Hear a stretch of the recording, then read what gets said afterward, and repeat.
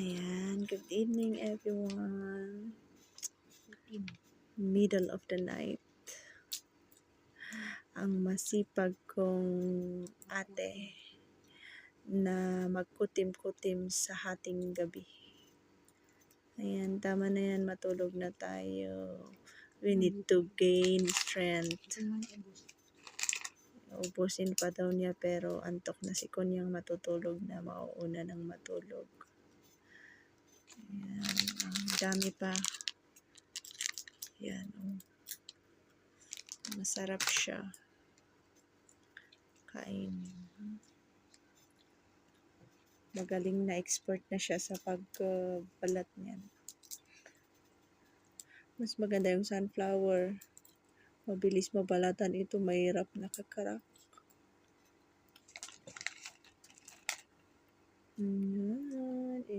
Enjoy kutim.